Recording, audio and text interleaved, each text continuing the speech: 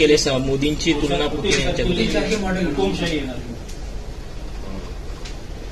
उबाठा गटाचा प्रवक्ता संजय राऊत सध्या महाराष्ट्र लेवल तर सोडाच, देश लेवलवर सुद्धा बोलायची त्याची मानसिकता नाही. तो आता इंटरनॅशनल लेवलवर बोलायला लागला. भारताच्या पंतप्रधानांची तुलना पुतीन बरोबर केली आज. उद्या तो अमेरिकेच्या राष्ट्राध्यक्षाबरोबर करेल, परवा तो आणखी अफगाणिस्तानच्या बोलेल.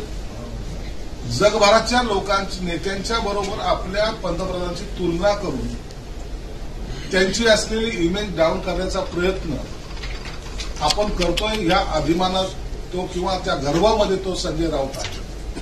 परंतु सर्वसामान्य जनता सर्वांना माहिती आहे की आज मोदी साहेबांचा दरारा हा जगाच्या पातळीवर एक ठसा ज्याला म्हणतात त्याने उमटवलेला आहे. म्हणून देशाच्या पंतप्रधानांची अशी अवहेलना करणं ही सर्वसामान्य जनता मान्य करणार नाही. आजही आघाडीकडे, आजही त्या इंडियाकडे पंतप्रधानांचा उमेदवार कोण हा जो क्वेश्चन मार्क आहे हा कुणीही पुसू शकलं नाही, ते सांगू शकले नाही. म्हणून अशी वायफळ बडबड करणाऱ्या संजय राऊत सारखे तीनपाट लोक जेव्हा बोलतात त्याकडे लोक लक्ष देत नाहीत. तुम्ही सुद्धा सांगितलं की ती शिवसेनेची जागा आहे, ते चौथ्यांदा पाचव्यांदा सांगितलेलं आहे. पण तरी देखील अशा पद्धतीनं जर खुल्या मीडियासमोर येऊन अशा चर्चा होत असतील तर काय सल्ला द्याल? नाही, मीडियासमोर चर्चा होतात तोपर्यंत जोपर्यंत जागा डिक्लेअर होत नाही तो प्रत्येकजण आपापल्या पद्धतीने त्या बातमीला किंवा त्या कार्यकर्त्याला तसा पुश करत असतो. म्हणून त्याची चर्चा आता मला वाटतं उद्या बंद होईल आणि ती जागा शिवसेनेलाच भेटेल असा माझा विश्वास आहे. महायुतीमध्ये रत्नागिरी सिंधुदुर्ग किरण सामंत इच्छुक आहेत, किरण सामंतला मुख्यमंत्र्यांनी बोलवलंय असं आपल्या माध्यमातून कळालं. निश्चित त्यांचं काय म्हणणं आहे किंवा मुख्यमंत्री साहेबांनी त्याच्यावर त्यांचं काय मत आहे हे त्यांच्याशी चर्चा करतील. मुख्यमंत्र्यांचं एक वैशिष्ट्य असं आहे की प्रत्येक भागातील जो लोकसभेला इच्छुक उमेदवार आहे त्यांच्याशी बोलल्याशिवाय ते निर्णय घेत नाहीत. त्यातलाच हा एक भाग आहे. किरण सामंतला बोलून त्यांच्याशी चर्चा करूच करतो. धैर्यशील मोहिते पाटील हे शरद पवार यांच्या सोबत जाण्याचं चालू आहे. धैर्यशील माने त्यांच्याबरोबर गेले तर काय, त्या पश्चिम महाराष्ट्रातल्या राजकारणामध्ये हे 2-4 जण पक्ष बदलणं हा एक स्वाभाविक गुणधर्म मानला जातो.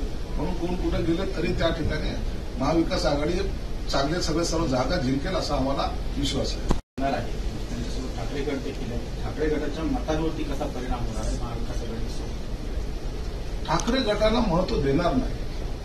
बेसिकली राष्ट्रवादीकडे शरद पवारांकडे आणि काँग्रेसकडे असलेला मतदार हा एक वेगळ्या भागाचा वेगळा मानला जातो आणि तो परंपरागत त्यांच्याबरोबर आहे. तो उबाठा गटाला मतदान करेल याची कुठेही शाश्वती नसल्यामुळे उबाठा गटाचं निश्चित खच्चीकरण होणार आहे. राष्ट्रवादी शरद पवार किंवा काँग्रेस हे आपला हेतू साध्य करण्यासाठी फक्त उबाठा गटाचा वापर करून घेईल. शरद पवार 50% नाही, शरद पवार 100% तयार होते. सकाळचा जो शपथविधी व्हायचा त्याला सगळ्यात मोठं कारणीभूत हे शरद पवार होते हे त्यांनी मान्य केलेलं आहे आणि अजितदादांनी ते सांगितलेलं सुद्धा. या संदर्भामध्ये दिल्लीला जे काही बैठका झाल्या त्याचा सुद्धा सगळा स्टोरी ही चॅनलच्या माध्यमातून सर्वांना माहीत झालेली आहे आणि त्याच नेत्याने सांगितलं की आमची बोलणी काय झाली होती, आम्ही कधी जाणार होतो, आम्हाला खाते कोणते मिळणार होते. म्हणून शरद पवारनी स्वतःच पुढाकार घेतल्यामुळे त्याने सुप्रिया सुळे होते, जयंत पाटील होते, हे सर्वजण होते आणि म्हणून त्यांच्या मानसिकता तिकडे होती. एक उद्धव ठाकरे साहेबांवर प्रेशर करून जर तुम्ही असं केलं नाही तर आम्हाला हे दरवाजे उघडे आहेत, या दमबाजीमुळे आज उबाठा गटाचे हे हाल करून शरद पवारांनी आपला गेम साधलाय.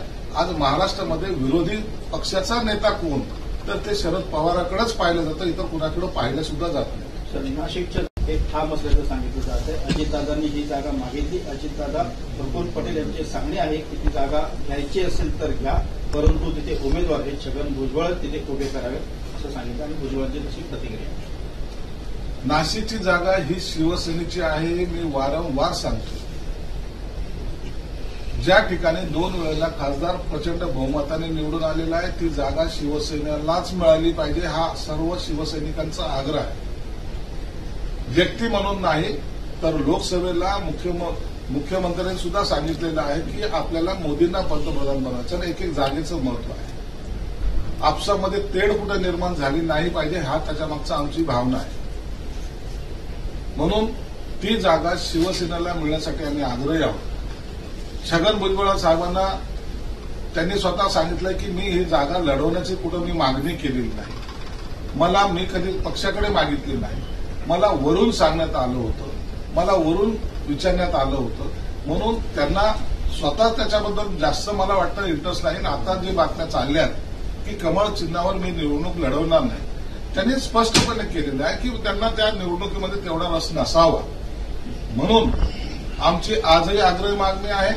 मुख्यमंत्र्यांच्या कानावर वारंवार त्या संदर्भामध्ये गोडसेंनी सुद्धा त्यांच्या कार्यकर्त्यांनी सुद्धा अत्यंत विनवण्या करून सांगितलं की ही जागा शिवसेनेला सुटावी. म्हणून शेवटच्या क्षणाला ही जागा शिवसेनेला सुटेल अशी आमची अपेक्षा आहे. इच्छुक होते आजही आहेत. त्यापैकी प्रामुख्याने मग भुमरे असतील, विनोद पाटील असतील, राजेंद्र जंजाळा असतील हे तिन्ही नावाची चर्चा सध्याला आहे. परंतु या संदर्भामध्ये मुख्यमंत्री साहेबांनी त्यांना बोलून प्रत्येकाशी इंडिव्हिज्युअल बोलणं केल्यानंतर मी योग्य तो निर्णय घेईल असं त्यांनी सांगितलंय. मला वाटतं त्याचा निर्णय 100% उद्या होईल. प्रफुल्ल पटेल यांनी एक महत्वाचं विधान केलंय की या सरकारमध्ये सहभागी होण्यासाठी शरद